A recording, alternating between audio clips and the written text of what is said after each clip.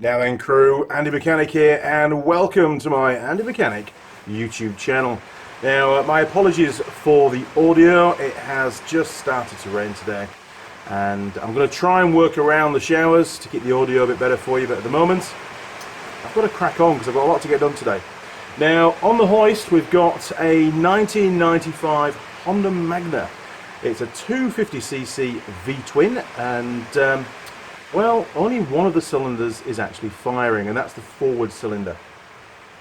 Now on these V-twins, quite commonly, especially on the air-cooled ones, the front cylinder tends to run a bit cooler at normal temperature than the rear cylinder. The rear cylinders tend to run a bit hot, and they can cause problems. So at the moment, the bike has come out of storage. It's been parked for about a year.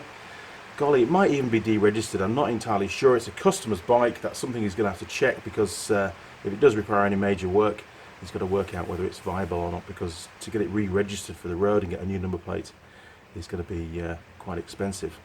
But for us, it gives us a test case, and I think the first thing for us to do to find out why it's not running is to check to see if we've got a spark on the HT lead, on the spark plug for the rear cylinder, and if we have, then hey, let's do a compression test and just check that the ignition timing is all good. If we get good compression, that tells us that the mechanics of the engine are all fine, relatively speaking anyway. So we'll move on, we'll crack on with the job, and we'll go and do that spark test first. Here we go. Right, let's get this, this side panel out of the way. These just pull clean off, nice and easy, usually. There we go. Gives us a bit more room, and we'll pull out the actual spark plug rather than just put a new plug in there. We'll pull the old one out and see what it looks like. Okay.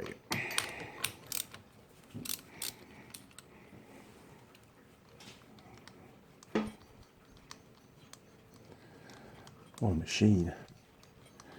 So motorcycles don't like to be stood. Oh, we also need to check the charging rate on the bike as well, because the customer seems to think that the battery's not holding a charge, or it's not being charged. Okay, well, you can see that it's got a lot of oil on that spark plug. Okay, let's see if we can get a spark out of it. Now, one thing to bear in mind is sometimes you can get a spark with the spark plug out of the cylinder, but because of the compression, the spark doesn't actually occur inside the cylinder. Okay, so ignition on. Hopefully there's enough juice in the battery. Let's give it a go. Time to get a shock, no doubt.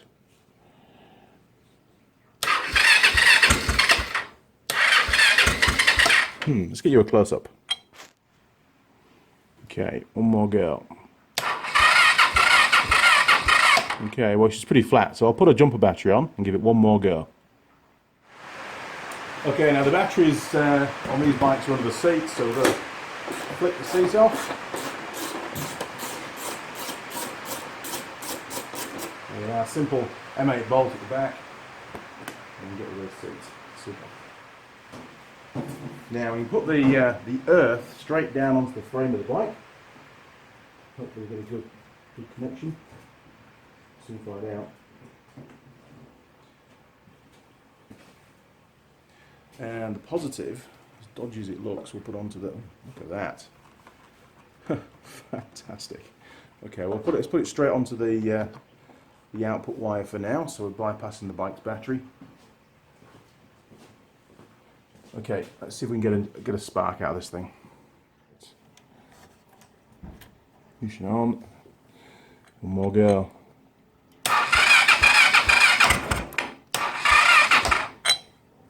Come on, mister. Bad earth, I reckon. There we go. Oh yeah, perfect. Okay, so we know that we're getting the ignition circuit to the rear cylinder is working. It's not a spark problem, but that spark plug there is, golly, come on, focus camera, is really oily, and it's not petrol.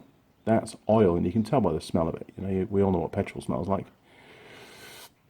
Okay, right, let's do a compression test and see if the mechanics of this engine are good. Okay, so we did get a spark, and for it to spark on a really oily spark plug like that tells us it's definitely a good ignition system. There's no problem with that. So, and it did actually try to start on that front cylinder, but I haven't pulled the choke out just yet because I didn't want it to start. Okay, now compression testers. I've got one here made by a company called Bike Service, and I've had this a few years, and you've probably seen it in a few other videos. Actually pretty well made, to be honest. And you get, obviously, the gauge, and that's the dial there. Looks like a nice close-up for now. And you also get 3 different size hoses. Now they're all the same for the connector for the actual gauge, but at this end we get all sorts of different sizes for the spark plugs, and these are sort of the three most common for motorcycles, although they do fit some cars as well. And looking at that spark plug, that's the thread that we need, and you can double check just by laying the threads on top of each other like that.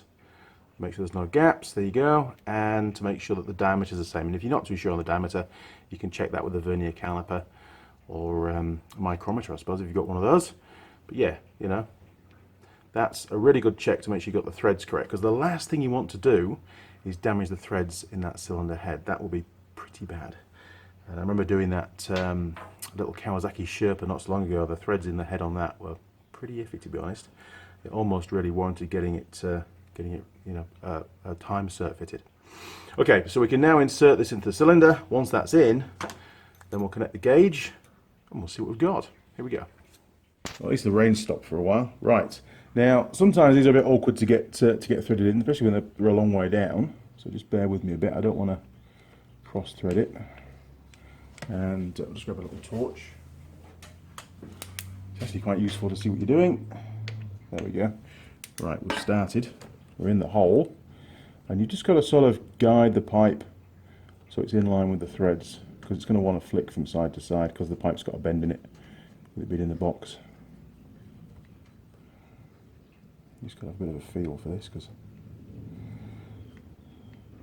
don't worry, I can edit this for you. Oh, I think we've started now. There we go. Excellent. Right. Now it's got an O-ring on there. It doesn't need to be over tight. Okay, now we can connect the gauge. We did a very similar compression test on little old SR125 that I had. Still got it actually in the garage. Right, so ignition on, and we don't want the bike to start. That's not the idea. Give it a crank.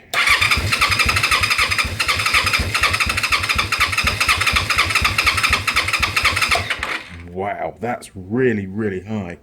We're over 200 psi of compression there on the compression test, which also sort of tells me on an age of this bike there's probably a lot of oil in that cylinder, and that's helping the piston rings to seal against the bore and give us a slightly high reading. But you know, the main thing is it's not right down here somewhere where it's struggling for compression. That could tell us that there's a burnt out valve maybe, or that the valve timing's incorrect, or the piston rings are not sealing correctly on the bore. Yeah, maybe the bore's a bit worn, or maybe the head gasket's gone or something else like that. But the fact is we've got good compression, really good compression. So let's chuck a new spark plug in and see if we can get this bike to fire up on both cylinders. Perfect. Right, so that's the compression test done on the rear cylinder, and in my book that's a pass. What you can do if you haven't got any specs or you're not too sure what you should be looking for is why not do a compression test on the front cylinder as well, and then you've got something to compare the rear cylinder's readings to. You know, if the rear was say only 120 psi, which is a little bit low, and the front was say 180, then you know that there's a problem with the rear cylinder.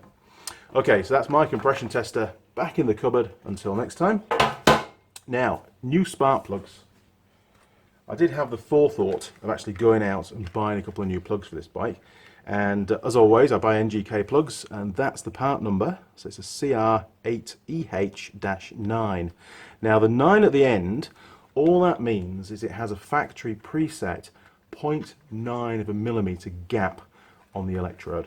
That's the gap that the spark has to jump.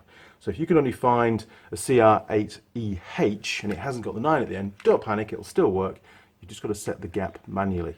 And for this bike, it's 0.9 of a millimeter. Okay, so we'll pop this plug into the rear cylinder and see if we can get the bike to start up. And I want to watch what comes out of the exhaust once the bike, or if the bike starts. And we need to make sure that we choose the right cylinder the right muffler, the right silencer for that rear cylinder, because that's the smoke we want to be looking for once the bike starts up. Now remember, if we get black smoke, it's overfueling. If we get blue smoke, it's burning oil. And if we get white smoke, then that tells us that there's moisture in the cylinder, most likely coolant that's burning off in the cylinder, and we get that white smoke. And if it is coolant, you can normally smell, if there is coolant in it, not just water, then you can smell that sweet smell of antifreeze being burnt.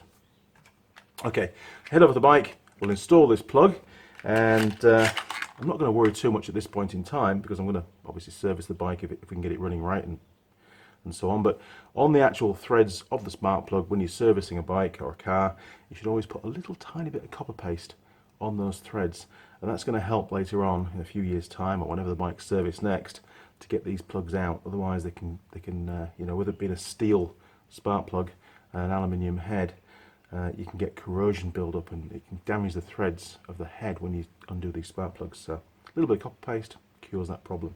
Right, back to the bike. Well, the rain has started, hasn't it, again. Right, so like I say, no copper paste on this occasion, because the chances are I've got to take the plug out again later on. Not too worried about that, don't want to get it all messy. There we go, we're down the hole.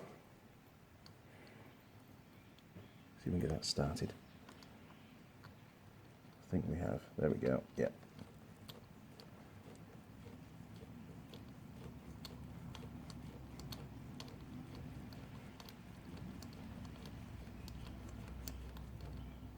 Brilliant.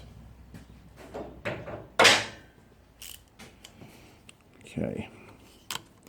So remember, let's not over tighten it. You've got a crush washer on there, been a brand new spark plug. So it sort of makes contact in about a quarter of a turn is usually enough. There we go. Okay. Magic. Right. Let's work out which of these two mufflers is the one for this cylinder. Okay, so we've got the front cylinder. I'm just following that pipe down.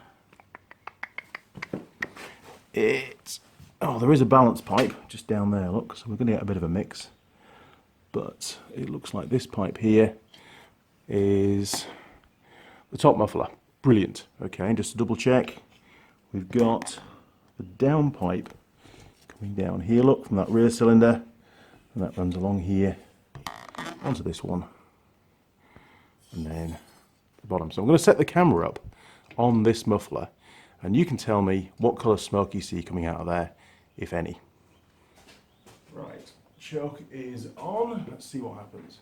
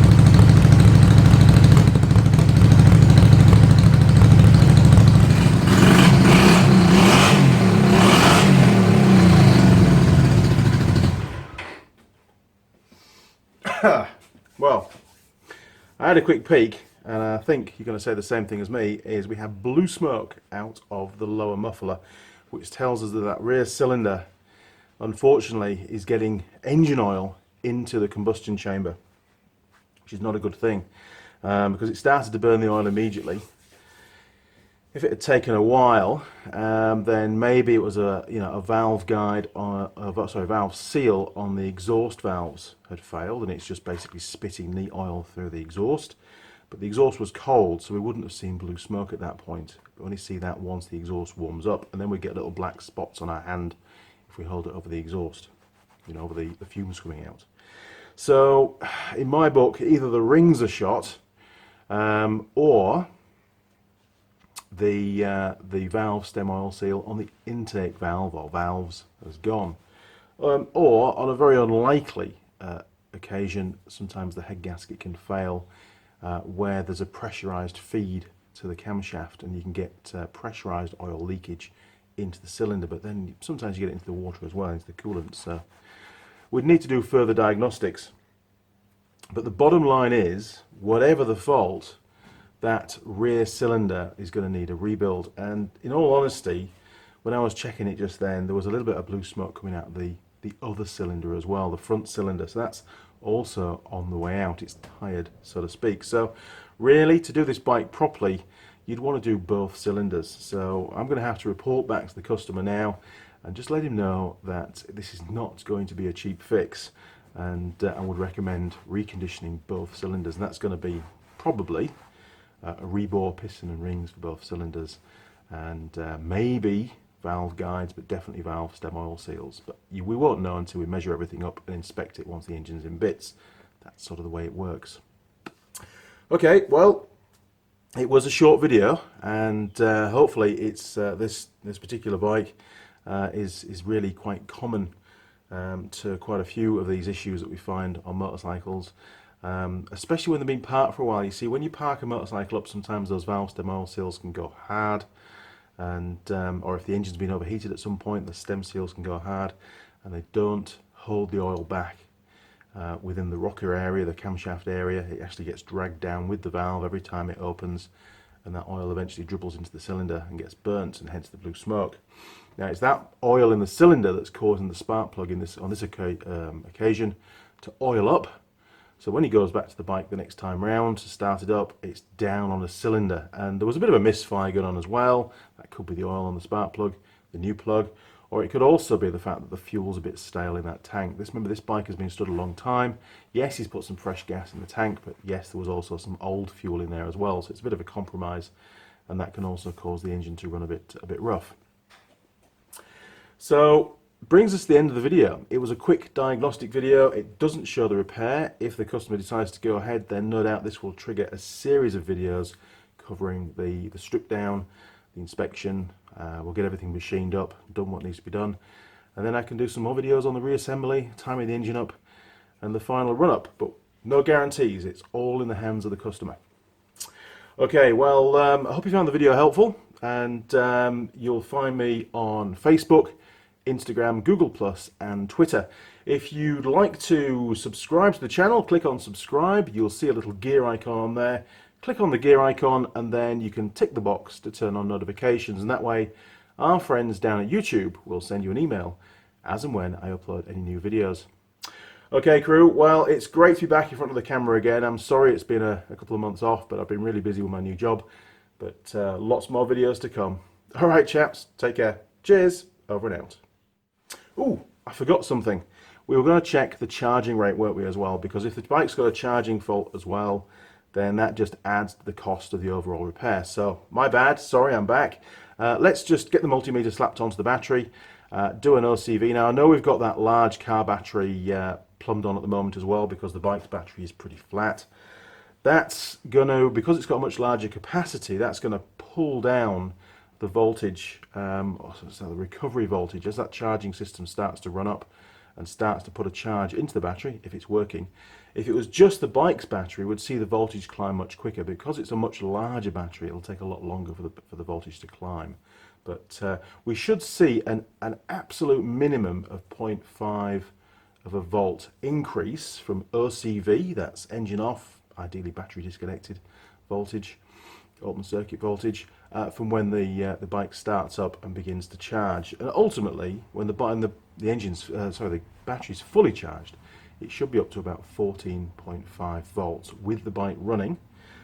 With the bike turned off, it should then drop down to 12.8, 12.6, 12.8 is a sort of fully charged battery. But there's no way we're going to be able to get that done on this car battery with such a small charging system on this bike. It would take hours and hours to charge it to that point. Okay, Andy's rambling on. Let's get the multimeter and see what we've got. Here we go. Right, on a multimeter. And these little straps that I use, they're like a, man, when I was a kid, you could get these for like twisting up on plastic bags, but these are off the crates that the Yamahas come in. So I just, rather than put them in the bin, I keep a few of those. It's quite useful. Okay, get rid of the glare. And let's put it on volts. There we go, range. Perfect. Okay, let's plumb it onto the bike.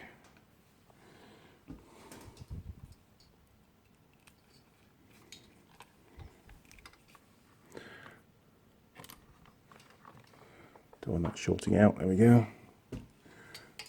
And ground. Right, what have we got? Let's see if we've got the light. Does the light work? Oh yeah, look at that. Bit flickery, but it works. Right, so we've got 12.2 at the moment. Ignition on, I'll probably pull that down a bit. Oh, good battery. Right, here we go.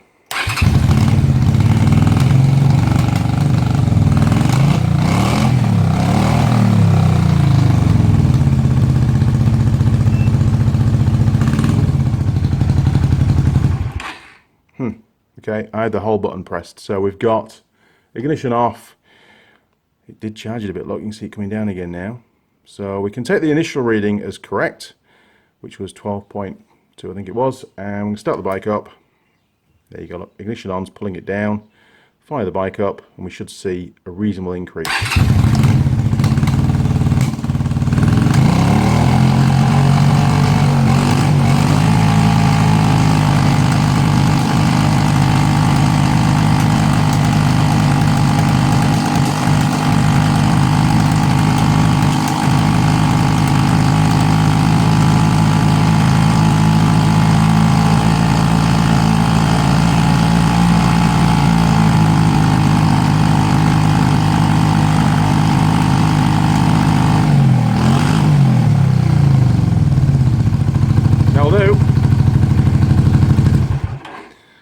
Wow, okay, job done. Bit smelly in here now.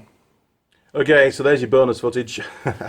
We got 12.2 volts OCV, essentially, with the engine turned off. Yes, I know we should, strictly speaking, have disconnected the battery to get an OCV, but 12.2, bike starts up, running at a fast idle, and we got almost up to 14 volts charging, which is absolutely fine. That charging system is actually in really good condition and working well. And if we were to leave the bike running for long enough, then it would creep up eventually to 14.5, which is usually what do we call that? I've forgotten the name of it now, something point. Yeah, I'll remember that one day. So yes, charging system is all good, so the customer just needs to focus on the mechanics of that engine and the problems that it has. And as a ballpark to do both cylinders, oh man, I reckon he's looking at about $1,200 to $1,500, including the labour. It's not cheap. Okay, crew, that's it. See you around. Over and out.